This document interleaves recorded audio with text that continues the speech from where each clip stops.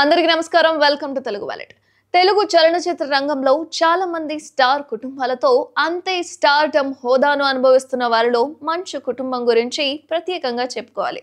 అయితే మంచు మోహన్ బాబు కుటుంబం తమ సినిమాలు అదే విధంగా అవి సాధించే విజయాలతో కంటే ఎక్కువగా వివాదాలతోనే వార్తల్లో నిలుస్తూ ఉంటుంది. సీనియర్ నటుడు మంచు మోహన్ బాబు దూకుడైన వైఖరే ఇందుకు ప్రధాన కారణం. తాను మనసులో ఏది పెట్టుకోకుండా ఉన్నది ఉన్నట్టుగా మాట్లాడతానని, వ్యవహరిస్తానని, అంతకు మించి మరేమీ లేదని ఆయన తన దూకుడును నిర్వచనం చెప్పుకుంటూ వస్తారు. ఇక మోహన్ బాబు అంటే ఇండస్ట్రీలో అందరూ భయపడతారు. కోపం వస్తే ఆయన చేయి చేసుకుంటాడన్న భయం కూడా చాలా మందిలో ఉంది. అలాంటివి చాలా ఉదాహరణలే ఉన్నాయి. ఇక ప్రతి కోపానికి ఆయన ఒక కారణం కూడా వివరిస్తూ ఉంటారు. అలాంటి మోహన్ బాబు తనను చిన్న కొడుకు మనోజ్ కొట్టాడని పోలీసులకు ఫిర్యాదు చేసే పరిస్థితి ఇవాళ వచ్చింది. తండ్రి తనను కిరాయి మనుషులతో కొట్టించాడని అదే చిన్న కొడుకు కూడా పోలీసులకు ఇంకో ఫిర్యాదు చేయడం జరిగింది.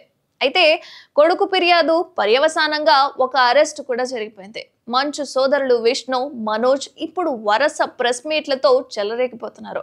అయితే మోహన్ బాబు ఇంటి వద్ద మంచు విష్ణు ఏర్పాటు చేసిన బౌన్సర్లు అని అంటున్నారు. అలాగని మనోజ్ తక్కువ తినలేదు.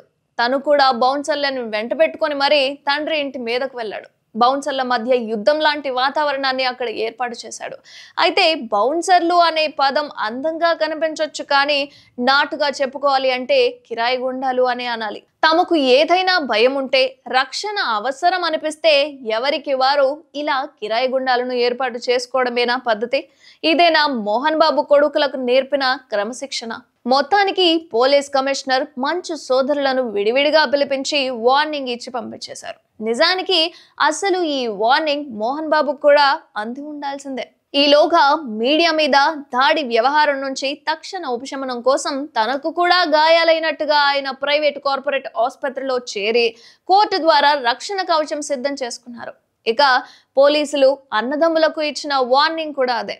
మీ ఇంటి వ్యవహారం ఇంట్లో తెలుసుకోండి, చేతకాకపోతే పోలీసుల రక్షణ అనేది అడగండి. అంతే తప్ప మీరు మనుషుల్ని కిరాయికి మాట్లాడుకొని శాంతి భద్రతల సమస్య సృష్టిస్తే ఊరుకునేది లేదు అని కమిషనర్ కూడా హెచ్చరించడం జరిగింది. అయితే శ్రీ విద్యానికేతన్ అనేది మంచు మోహన్ బాబుకు డ్రీమ్ ప్రాజెక్ట్ అనే చెప్పుకోవాలి. అదే మాదిరిగా మంచు కుటుంబానికి కూడా ప్రధాన ఆదాయ వనరు కూడా అదే. కమెడియన్, విలన్ వేషాలు వేస్తూ నిలదొక్కుకొస్తున్న మోహన్ బాబు ఒక స్థాయి హీరోగా ఎస్టాబ్లిష్ అయిన తర్వాత తానే నిర్మాతగా ఎన్నో చిత్రాలు చేసిన పరాజయాల రేటు చాలా ఎక్కువ. ఇక కొడుకులను ప్రాజెక్ట్ చేయడానికి చేసిన చాలా ప్రాజెక్టులు కూడా ఆయన నిర్మాణ సంస్థను కుదేలు చేసేసాయి. అయితే బంగారు గనిలాగా ప్రతి ఆర్థిక సంక్షోభం నుంచి మంచు కుటుంబాన్ని బయటపడేసింది ఏంటి అంటే ఆ విద్యా సంస్థే శ్రీ విద్యానికేతన్ మాత్రమే. ఆ సంస్థ మీద మంచు మనోజ్ కూడా పెత్తనం కోరుకుంటున్నారు. విద్యానికేతన్ పూర్తిగా మోహన్ బాబు సొంతం. పెత్తనం మొత్తం ఆయనదే అని బాహ్య ప్రపంచం అనుకుంటూ ఉంటుంది. కానీ ఈ పరిస్థితి మారిపోయి చాలా కాలం అయిపోయింది. ఇప్పుడు శ్రీ విద్యానికేతన్ సామ్రాజ్యం దాదాపు వెరోనికా చేతుల్లోకి, అనగా ఇండైరెక్ట్ గా మంచు విష్ణు చేతుల్లోకి వెళ్లిపోయినట్టుగా తెలుస్తుంది. ఇదంతా చాలా పద్ధతి ప్రకారం జరిగిపోయింది. మంచు మనోజ్ నిజానికి చాలా ఆలస్యంగా మేలుకున్నారు. విద్యానికేతన్ చేతులు మారుతున్న ప్రక్రియ అనేది రహస్యంగా ఏం జరగలేదు, అందరికీ తెలుసు. అయితే మనోజ్ కు కూడా తెలుసు. కానీ ఇప్పుడు ఆయన అలా వదిన చేతుల్లోకి పెత్తనం వెళ్లడాన్ని సహించలేకపోతున్నారు. విద్యానికేతన్ మీద తాను కూడా పెత్తనం కోరుకుంటున్నారు. ఇంతకు వెరోనికా చేతుల్లోకి యాజమాన్యం ఎలా వెళ్ళింది? అందుకు దారి తీసిన మూల కారణాలు తెలియదు, కానీ శ్రీ విద్యానికేతన్ కొంతకాలం కిందట ఆర్థిక సంక్షోభంలో పడిపోయింది. ఆ తరువాత పరిస్థితి నుంచి బయటపడడానికి చాలా ప్రయత్నాలు చేశారు. సంస్థను మొత్తం అమ్మకానికి పెడుతున్నారు అనేంత ప్రచారం కూడా జరిగిపోయింది. రాజకీయాల నుంచి విరమించుకున్న చిత్తూరు జిల్లాకు చెందిన మాజీ మంత్రి అయిన ఒక నాయకురాలు టోకుగా విద్యా సంస్థను కొనుక్కోవడానికి బేరం మాట్లాడినట్లుగా కూడా అప్పట్లో కొన్ని పుకార్లు అయితే వచ్చాయి.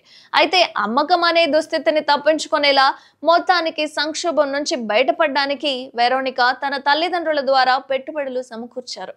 అదే సమయంలోనే వినయ్ మహేశ్వరి అనే కొత్త పాత్ర కూడా విద్యానికేతన్ సామ్రాజ్యంలోకి ఎంటర్ అయిపోయింది. అనధికారికంగా తెలుస్తున్న సమాచారాన్ని బట్టి 400 నుంచి 500 కోట్ల రూపాయల వరకు పెట్టుబడులు పెట్టారట.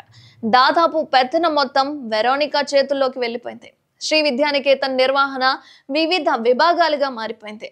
ఉదాహరణకు వేల మంది విద్యార్థులకు 3 పూటల భోజనాలు, స్నాక్స్ అందించే స్మార్ట్ కిచెన్ వ్యవస్థ ఒకటి ఉంటుంది. ఇక నిజానికి అది రికార్డుల పరంగా ఒక సపరేట్ వ్యవస్థ. అది వినయ్ టెక్నికా అనే పేరుతో ఉంటుంది. అది పూర్తిగా వెరోనికాకు సంబంధించిన వ్యాపారం. వెరోనికా చేతుల్లోకి విద్యానికేతన్ వ్యాపారం వెళ్ళిన తర్వాత నిర్వహణలో చాలా మార్పులు జరిగిపోయాయి. కాలేజీ మొత్తం కూడా మోహన్ బాబు చేతుల్లో ఉన్నప్పుడు అక్కడ కీలకంగా ఉన్న వ్యక్తులు మారిపోయారు. విద్యానికేతన్ పునాదుల్లో గోపాలరావు అనే ఆయన ఉండేవాడట. ఆయన చాలా కాలం కిందటే వృద్ధాప్యం కారణంగా తప్పుకున్నారట. ఆ తర్వాత అడ్మినిస్ట్రేటివ్ ఆఫీసర్ గా తులసి నాయుడు చక్రం తిప్పుతూ వచ్చాడు. పెత్తనం వెరోనికా చేతుల్లోకి మారిన తర్వాత తులసి నాయుడిని కూడా తప్పించేశారు. అంతే కీలకమైన పోస్టుల్లోకి వెరోనికా తరపు ఎంట్రీ ఇచ్చిన వ్యక్తే వినయ్ మహేశ్వరి. ఇప్పుడంతా కూడా విద్యానికేతన్లో ఆయనదే హవా.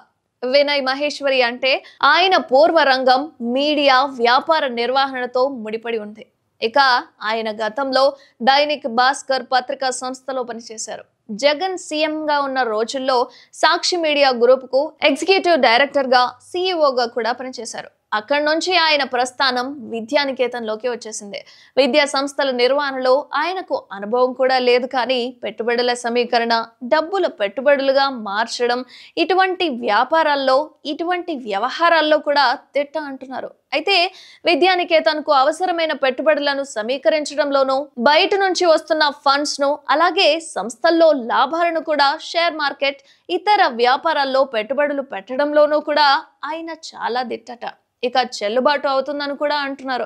అలాగే వెరోనికా ఆగమనం తర్వాత సమకూరిన భారీ నిధులతో విద్యానికేతన్ ప్రాంగణానికి వెలుపల ఉన్న కొన్ని పెద్ద పెద్ద స్టూడెంట్ హాస్టల్ను కూడా నిర్మించేశారు. ఇక మరోవైపు మంచు మనోజ్ ఆర్థిక సంక్షోభంలోనే ఉన్నారు. మొత్తానికి విద్యానికేతన్ వ్యవహారాలు పూర్తిగా తమ చేతుల్లో లేకుండా మారిపోవడం ఆయనకు సహజంగానే మింగుడు పడడం లేదు. అయితే అక్కడ అధికారికంగా తాను చేయడానికి ఏమీ లేదు. మొత్తానికి కొంతకాలం కిందట మనోజ్ వచ్చి ప్రాంగణానికి వెలుపల ఉన్న హాస్టళ్లలో విద్యార్థులను కలిసి వారికి అన్యాయం జరుగుతుందని, నిర్వహణ బాలేదని, వారికి అండగా తాను ఉంటానని చెప్పి రెచ్చగొట్టేలా మాట్లాడి వెళ్ళినట్టుగా తెలుస్తోంది. ఇప్పుడు రేగుతున్న వివాదం అంతా కూడా దీని ద్వారా వచ్చిందని అంటున్నారు. కానీ మంచు మనోజ్ సాధించింది ఏమీ లేదు. నిజం చెప్పాలి అంటే ఆయనకు కొత్తగా జరిగే నష్టం కూడా ఏం లేదు. ఎందుకంటే మోహన్ బాబు ఇష్టంతో పని లేకుండా మౌనికను పెళ్లి చేసుకున్నప్పుడే ఆయనకు జరిగిన నష్టం పూర్తిగా జరిగిపోయింది. అయితే మోహన్ బాబు ఆస్తులన్నీ కూడా ఆయన ఇచ్చిన ఆడియో సందేశంలో చెప్పుకున్నట్టుగా, విష్ణు ప్రెస్ మీట్ లో చెప్పినట్లుగా ఆయన స్వార్జితం. అయితే ఆ ఆస్తులన్నీ కూడా 3 పిల్లల మధ్య ఎలా పంచి ఇవ్వాలనేది కూడా పూర్తిగా ఆయన ఇష్టం. ఈ వివాదం వల్ల మంచు మోహన్ బాబును బజార్లోకి లాగడం తప్ప మనోజ్ సాధించింది ఏమీ లేదు. ఇప్పటికే వివాదం రచ్చకెక్కిన తరువాత సినీ పరిశ్రమకు చెందిన ఒక పెద్ద వ్యక్తి, రాజకీయ రంగం నుంచి మరో పెద్ద వ్యక్తి కూడా జోక్యం చేసుకొని రాజీ కుదర్చడానికి మాట్లాడినట్లుగా కొన్ని పుకార్లైతే వినిపిస్తున్నాయి. ఇక మనోజ్ కు కావాల్సింది కూడా అదే. ఒకవేళ వివాదం యొక్క ప్రస్తుత తారాస్థాయి వల్ల ఎవరైనా జోక్యం చేసుకొని రాజీ చర్చలు జరిపితే బహుశా తనకు ఏదైనా లాభం జరగొచ్చేమో. కానీ ఈ వివాదం వల్ల తాను కొత్తగా కోల్పోయేది ఏమీ లేదు. ఆ తెగింపుతోనే మనోజ్ అలా చేసినట్లుగా తెలుస్తోంది. ఇప్పుడు పోలీసులు కూడా మంచు సోదరులకు సీరియస్ వార్నింగ్ ఇచ్చిన నేపథ్యంలో ఈ వివాదం మరింతగా ముదిరే అవకాశం కూడా కనిపిస్తుంది. ఇప్పటిదాకా జరిగిన దానికి సంబంధించి మంచు సోదరులకు కేసుల తలనొప్పి ఎంత ఉంటుందో తెలియదు, కానీ జర్నలిస్టులపై దాడి కేసులో మాత్రం మోహన్ బాబుకు చికాకులు తప్పవు. 2 వారాలు గడిచేలోగా మొత్తం సద్దుమణిగిపోతుంది. వ్యాపారాలన్నీ కూడా ఇప్పటి మాదిరిగానే యథావిధిగా నడుస్తూ ఉంటాయి.